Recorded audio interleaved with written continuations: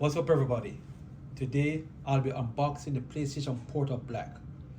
Originally, the PlayStation Portal comes in white and black, and they have the 30th anniversary edition, which is all gray. But this by far I think is the better looking color of all the PlayStation Portals. So right off the jump on the box, you see you got a picture of a PlayStation Portal in the color black. On the back of it right here, you can see also a black PlayStation Portal with a black PlayStation 5, which I think that's very good attention to detail where Sony is concerned.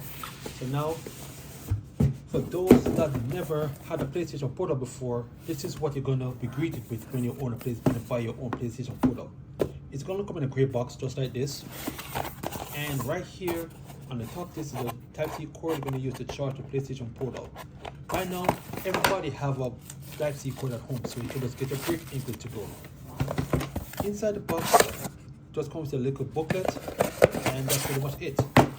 Now this right here is what everybody comes to see.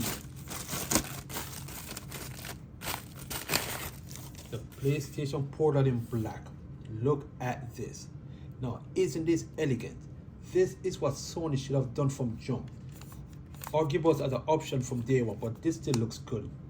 Everything is the same, there's nothing different with it, there's no performance boost or nothing.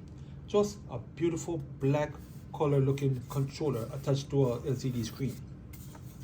So on the top of it, it's still got the same power button and pairing button for the headphones. So you got the Sony logo right here with the microphone on top.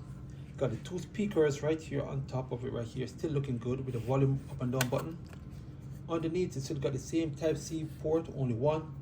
Like I said, the only difference is the color. There's no addition or extra ports on this thing. It's just the same as the original.